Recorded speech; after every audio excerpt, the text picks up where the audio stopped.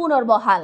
IFIC ব্যাংকর আন্তর্জাতিক অভিবাসী দিবস এবং জাতীয় প্রবাস দিবস 2024 উদযাপন। মিথ্যা সংবাদ প্রচারের প্রতিবাদে সংবাদ সম্মেলন আয়োজিত প্রেস ক্লাবত। স্বাগত জানাই এমডিসি প্রেজেন্ট সিএনটিভি রাত 8টার বিশেষ সংবাদত। অনারা লগে আছি আই অনন্যা। এতক্ষণ দেখুন সংবাদ শিরোনাম, এখন জানাই বিস্তারিত খবর। অন্তর্বর্তী সরকারের তত্ত্বাবধায়ক সরকারের রূপ দিবার প্রক্রিয়া কেন হইব তা নির্ধারণ করিব সুপ্রিম কোর্ট। কাউসার ফাহিমর রিপোর্টত বিস্তারিত জানার সহকর্মী আকাশ বড়ুয়া। আবারও ফিরছে তত্ত্বাবধায়ক সরকার। এক যুগ আগে আওয়ামী লীগ সরকারের সময়ে সংবিধানের যে পঞ্চদশ সংশোধনীয় মাধ্যমে তত্ত্বাবধায়ক সরকার ব্যবস্থা বিলোপ করা হইল, তার কিছু অংশ বাতিল ঘোষণা করেছিল হাইকোর্ট। এর ফলে দলীয় সরকারের অধীনে সংসদ নির্বাচনের যে বিধান আওয়ামী লীগ গজ্জেল ইয়ান বাতিল হয়ে গিয়ে ইয়ানোর জায়গাত নির্বাচনকালীন তত্ত্বাবধায়ক সরকার ব্যবস্থা লইয়ে। আর এই বিষয়গান লই সাধারণ জনগণ জানাইয়ে দীর্ঘ 16 বছর ফেসিবাদী হাসিনার আমলত মেয়ে যে দুর্ভোগ পাই বাড়ির তাই ন পারি ভোট দিন ন পারি, খুবই দুঃখজনক বিষয় আছিল। গণতান্ত্রিক দেশের মেজি স্বৈরাচারী ব্যবস্থা, পেশিবাদী ব্যবস্থা, যে প্রত্যেকটা স্টুডেন্ট যারা ভোটার হই প্রত্যেকটা স্টুডেন্ট মানে বাংলাদেশের নাগরিক দুঃখজনক বিষয় আছিল।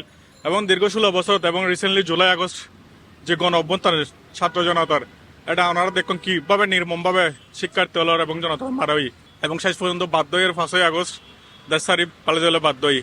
এখন ইন্টারিম গভর্নমেন্ট যখন গঠিত হই তার মাধ্যমে 15তম সংশোধনী বাতিল হইয়ার যে তত্ত্বাবধায়ক সরকার ফিরে সবাই বাড়ালে খুশির খবর। যদি সরকার সত্যিকার অর্থে জনগণের অধিকার নিশ্চিত করতে চায় তাহলে তত্ত্বাবধায়ক সরকারের মাধ্যমে জনগণের মন নিশ্চিত করে যোগ্য গণতান্ত্রিক সরকার ব্যবস্থা ফিরে আনিব বলে আমি মনে করি। তত্ত্বাবধায়ক সরকারের সিস্টেম মানে অসম্ভব ভালো সিস্টেম। বাংলাদেশের লোক অসম্ভব উপযোগী। পৃথিবীর অনেক কান্ট্রি না থাকিলেও কিন্তু বাংলাদেশের অসম্ভব দরকার হবে। কারণ এই বেচারা আর দেশের মধ্যে সুষ্ঠু নির্বাচন সম্ভব নয়। 100% নইলে মোটামুটি সুষ্ঠু হন, তবে তত্ত্বাবধায়ক সরকারের বাইরে সরকারের অধীনে নির্বাচন সুষ্ঠু না হয়, মোটে নির্বাচনে না হয়। আসলে তত্ত্বাবধায়ক সরকার তো দরকার আছিল, বিভিন্ন জনের দাবি আছিল। এর পরিপ্রেক্ষিতে আমরা যেভাবে গণঅভ্যুত্থানে গিয়ে এভাবেও তত্ত্বাবধায়ক সরকারের পক্ষে গিয়ে অনেকটা তত্ত্বাবধায়ক সরকার আসলে দরকার দিয়ে হাতাল্লাই যে এখন যে রাষ্ট্রীয় যে ক্ষমতার ব্যবহার যেন কেউ গড়ি না পারে।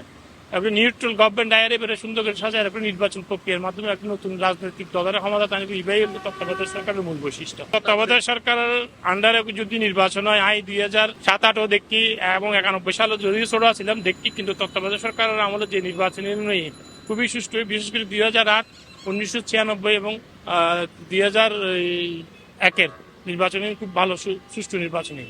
আমি ভোট দিতে পারি নাই, তখন আমার বিনা কারণে আমাকে কারাগারে ঢুকাইছে। প্রবাসীর অধিকার আমাদের অঙ্গীকার, বৈষম্যহীন বাংলাদেশ আমাদের সবার। প্রতিবাদ চট্টগ্রাম আন্তর্জাতিক অভিবাসী ও জাতীয় প্রবাসী দিবস উদযাপন করছে আইএফআইসি ব্যাংক সিডিএ এভিনিউ শাখা। এ বিষয়ে বিস্তারিত জানার সহকর্মী সাজিদা ইমা। প্রবাসী কল্যাণ ও বৈদেশিক কর্মসংস্থান মন্ত্রণালয়ের তত্ত্বাবধানে জেলা প্রশাসনের সহযোগিতায় চট্টগ্রামত আন্তর্জাতিক অভিবাসী ও জাতীয় প্রবাসী দিবস 2024 উদযাপনত রেলি ও মেলাত অংশগ্রহণ করছি আইএফআইসি ব্যাংক সিডিএ এভিনিউ শাখা। এবারের আয়োজনের প্রতিপাদ্য আছিল প্রবাসীর অধিকার আমাদের অঙ্গীকার, বৈষম্যহীন বাংলাদেশ আমাদের সবার।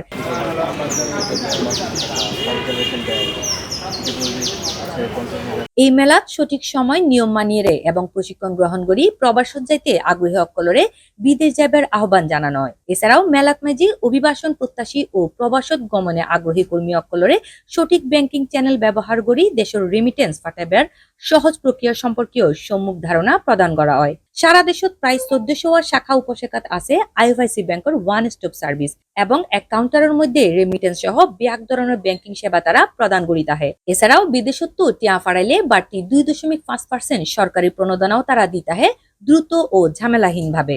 এই আয়োজনত ঘুরিয়ে গ্রাহক অকল আইএফআইসি ব্যাংকের সেবালয়ের সন্তুষ্টিও প্রকাশ করে এবং তারা জানায়, আমি আসলে বিএমইআইটিতে আসছিলাম, ওখানে আমার একটা কাজ ছিল, তো এখানে একটা প্রদর্শনী হচ্ছে, তো এই সুবাদে আমি বিভিন্ন স্টল পরিদর্শন করলাম এবং অনেকগুলো ব্র্যাক ব্যাংক থেকে ব্যাংক আছে, তো আমি এখানে আসলাম। ওরা আমাকে কনভিন্স করছে যাতে আমি over satisfied that's through that এরা আমার অ্যাকাউন্টের যেই ফ্যাসিলিটিসগুলো আমাকে প্রোভাইড করছে এতে আমি খুব বেশি স্যাটিসফাইড, যার কারণে আমি এখানে ওদের সাথে অ্যাটাচমেন্টে আসলাম।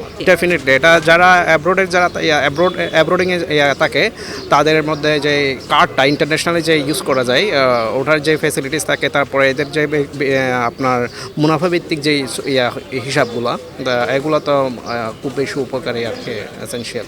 প্রথম প্রজন্মের ব্যাংক আইএফআইসি সম্পর্কে এবং তারা সেবা প্রদান সম্পর্কে নানা ধরনের উল্লেখযোগ্য তথ্য প্রদান করে আইএফআইসি ব্যাংকের মার্কেটিং ও sales officer SM Tanvir Jisan এবং রিলেশনশিপ অফিসার পলাশ খান। আজকের আয়োজন হচ্ছে মূলত আন্তর্জাতিক অভিবাসী দিবস ও জাতীয় প্রবাসী দিবস 2024 উপলক্ষে আমরা আইএফএসসি ব্যাংকের পক্ষ থেকে আজকে আমাদের এই ফেয়ারে আমরা অংশগ্রহণ করলাম। আমাদের আইএফএসসি ব্যাংক যেহেতু আপনারা নিশ্চয় জানেন প্রথম প্রজন্মের একটি ব্যাংক, যেখানে হচ্ছে সরকারি শেয়ার রয়েছে 32.75% এবং বাংলাদেশের সবচেয়ে বড় 1400+ শাখা উপশাখা নিয়ে বাংলাদেশের সবচেয়ে বিশাল ব্যাংকিং নেটওয়ার্ক নিয়ে আমরা সার্ভিস দিচ্ছি। আমাদের ব্যাংক সম্পর্কে মানুষকে জানার জন্য মূলত আমাদের এখানে আসা আজকে। আমাদের এক্সট্রা ফেসিলিটিস হচ্ছে মূলত যেহেতু আন্তর্জাতিক অভিবাসী দিবস ও জাতীয় প্রবাসী দিবস, আপনারা জানেন হচ্ছে আইএফএসসি ব্যাংক আমাদের যারা প্রবাসী রয়েছে, প্রবাসী হচ্ছে রেমিটেন্স যোদ্ধা, তারা যদি আমাদের ব্যাংক অ্যাকাউন্টের মাধ্যমে টাকা পাঠায় আমরা 2.5% প্রণোদনা দিয়ে থাকি, যেটা দ্রুত এবং জামালাহীনভাবে ক্লায়েন্টের অ্যাকাউন্টে চলে আসে। এবং আমাদের ব্যাংকের অ্যাকাউন্টের খুব ভালো ফেসিলিটিস রয়েছে, যেটা হচ্ছে আমাদের ব্যাংকের একটা অ্যাকাউন্ট রয়েছে আইএফএসসি আমার অ্যাকাউন্ট। এই অ্যাকাউন্টে যদি আপনি যদি অ্যাকাউন্ট খোলা হয়, এই অ্যাকাউন্টে ডেইলি বেসিস একটা প্রফিটের হচ্ছে ব্যবস্থা আছে, যেটা ডেইলি প্রফিটটা কাউন্ট হয় এবং মাস শেষে প্রফিটটা অ্যাকাউন্টে চলে আসে। এবং ওই ক্লায়েন্টরা চাইলে আমাদের যে আইএফএসসি কার্ড রয়েছে, আমাদের ক্রস কারেন্সি কার্ড রয়েছে, এই কার্ডটা চাইলে ওরা বিদেশে ইউজ করতে পারবে। এবং আমাদের এই অ্যাকাউন্টের অনেক ফেসিলিটিস মানে সুবিধা যেমনই চাই হিসাব একটাই বলি আমরা, যেটা আইএফএসসি আমার অ্যাকাউন্ট মূলত হচ্ছে আমাদের ব্যাংকিং প্রোডাক্টগুলো মানুষের কাছে তুলে ধরার জন্য আমাদের ডিপিএস এর সুবিধা রয়েছে, যেটা আইএফএসসি আমার ভবিষ্যৎ, আর রেমিটেন্স তো আছে। আর মূলত আইএফএসসি হচ্ছে আমাদের সবার প্রতিবেশী হয়ে বাংলাদেশের সবচেয়ে বড় ব্যাংকিং নেটওয়ার্ক নিয়ে আশেপাশে সব জায়গায় কিন্তু ছড়িয়ে আছি আমরা। তো আমরা চাই যে মানুষ আমাদের সাথে ব্যাংকিং করবে এবং প্রবাসীরা আমাদের সাথে ব্যাংকিং করবে, রেমিটেন্স পাঠাবে। মূলত এই উদ্দেশ্যে আমাদের আইএফএসসি সম্পর্কে জানানোর জন্য এখানে আসা। না, আলহামদুলিল্লাহ আমরা এখানে অনেক ভালো সাড়া পাচ্ছি, মানুষ অনেক আসতেছেন, আমাদের সম্পর্কে জিজ্ঞেস করতেছেন। এবং আমরা যেহেতু বাংলাদেশের এখন সবচেয়ে বড় নেটওয়ার্কের ব্যাংক, মানুষ অনেকভাবেই আমাদের ব্যাংক সম্পর্কে জানতে পারছে এবং সেই লিগেসিতেই আসলে মানুষ আমাদের কাছে আসতেছে বিভিন্ন প্রোডাক্ট সম্পর্কে জানার জন্য। আমরাও চেষ্টা করতেছি আমরা সর্বোচ্চ ইনফরমেশন দিয়ে তাদেরকে সাহায্য করার জন্য। অবশ্যই এই ধরনের আয়োজন বারবার হওয়া উচিত। আমাদের দেশের আসলে অনেকগুলো সেক্টর তো নাই, কিন্তু সবচেয়ে বড় একটা সেক্টর হচ্ছে আমাদের ফরেন কারেন্সি। অনেক মানুষ বিদেশে থাকেন, তারা যদি ফরেন রেমিটেন্সটা আমাদের ব্যাংকিং সেক্টরে পাঠান, সেটা অবশ্যই আমাদের জিডিপির জন্য খুবই ভালো একটা হেল্প করবে এবং আমাদের অবশ্যই রিজার্ভের ক্ষেত্রে খুবই ইতিবাচক একটা প্রভাব ফেলবে। ক্লায়েন্ট তো অবশ্যই, এবং আমি এটাও বলবো যে আইএফএসসি ব্যাংকের প্রত্যেকটা শাখা উপশাখাতে যদি একটা কাস্টমার ভিজিট করে, তাকে আমরা সম্পূর্ণ প্রতিবেশী, যেটা আমাদের একটা ফোকাস আছে যে আইএফএসসি ব্যাংক প্রতিবেশী, আমরা প্রতিবেশীর মতোই তাদের সাথে বিহেভ করি। এবং শুধু এখানে না, আমাদের ব্রাঞ্চ হোক, উপশাখা হোক, যেখানেই যাই আমরা তাদের সাথে খুব কর্ডিয়ালি বিহেভ করতে চেষ্টা করি এবং সকল ধরনের ইনফরমেশন তাদেরকে প্রোভাইড করতে চেষ্টা করি এবং সার্ভিসও প্রোভাইড করতে চেষ্টা করি। সারা বাংলাদেশত এই আয়োজনত মেজি অংশগ্রহণ করেন আইএফআইসি ব্যাংকের 17 আউটলেট। সাজিদা ইমা, CNTV সিটিজি, চট্টগ্রাম। চট্টগ্রাম প্রতিদিন অনলাইনত প্রকাশিত সংবাদপত্রের একাংশের প্রতিবাদ জানাই মনির হোসেন। প্রতিবাদ লিপিত তিনি সংবাদিবা মিথ্যা এবং উদ্দেশ্য প্রণোদিত উল্লেখ করছে। বুধবার বিয়ানে Chattogram press club F Rahman হলত এই সংবাদ সম্মেলন অনুষ্ঠিত। চট্টগ্রাম প্রতিদিন অনলাইনত চট্টগ্রাম খাস জমি বন্দোবস্তর ফাঁদ প্রকাশিত সংবাদর তীব্র নিন্দা জানাইয়ে মানবাধিকার কর্মী মনির হোসেন।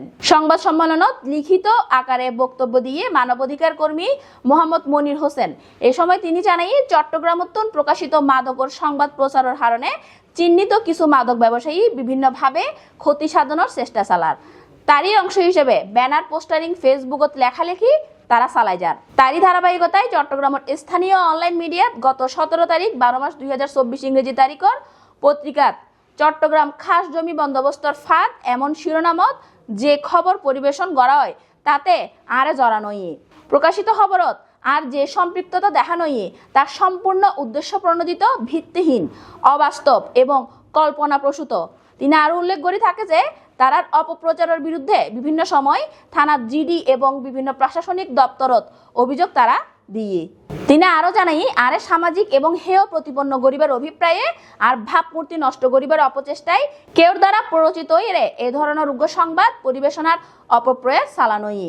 চট্টগ্রামের স্থানীয় অনলাইন মিডিয়াত হনরকম যাচাই বাছাই ও সঠিক তথ্য সংগ্রহের চেষ্টা ছাড়া এমন উগ্র মিথ্যা এবং বানোয়ার সংবাদ প্রকাশ এবং তা অত্যন্ত দুঃখজনক বলে তিনি জানাই। এই ধরনের সংবাদ প্রকাশের পূর্বে আর সামাজিক অবস্থান সম্পর্কে ভালোভাবে খোঁজলন তারাতে উচিত আছিল। উল্লেখ্য যে চট্টগ্রামের স্থানীয় অনলাইন মিডিয়াত প্রকাশিত খবরের অত্র অঞ্চলের চট্টগ্রামের খাস জমি বন্দোবস্তর ফাঁদ সম্পর্কে যে ভুয়া তথ্য প্রদান করছে তাতে রীতিমতো বিস্মিত, কারণ তা এর হনুয়াই আরঙ্গে হনভাবেই জড়িত নয়। তৈলে অনার হাসার প্রশ্ন, একজন সাংবাদিক হিসেবে হন ধরনের তথ্য উপাত্ত ছাড়া মন গড়া নিউজ গড়িয়ে একজন ব্যক্তির মান সম্মান হানি করছে তারা। সুতরাং আবারও এই ধরনের অসতর্কতামূলক নিউজের বিরুদ্ধে তীব্র নিন্দা ও প্রতিবাদ জানায়। এই ধরনের উগ্র অনৈতিক, অসত্য ও উদ্দেশ্য প্রণোদিত সংবাদ পরিবেশনের মাধ্যমে সাংবাদিকতার মতো উগ্র মহৎ পেশারে প্রশ্নবিদ্ধ করা হয় বলে আমি মনে করি এবং অনারা প্রকাশিত এই সংবাদত তীব্র নিন্দা ও প্রতিবাদ জ্ঞাপন করি। আগামী 24 ঘন্টার মধ্যে অনারা প্রকাশিত এই সংবাদের ব্যাপারে প্রয়োজনীয় ব্যবস্থা গ্রহণ করিবার লাই সবিনয় অনুরোধ জানায়। অন্যথায় অনারার পত্রিকার বিরুদ্ধে আইন অনুনাগ ব্যবস্থা গ্রহণে বাধ্য হইম। শেষ ঘড়ির সিএনটিভির প্রতিদিনের রাত 8টার বিশেষ সংবাদ আবারও চলে এসম অনারালাই তথ্যবহুল সংবাদ লই। ততক্ষণ পর্যন্ত বেগুন সিএনটিভির সাথে থাকিবেন এবং সুস্থ থাকিবেন। ধন্যবাদ।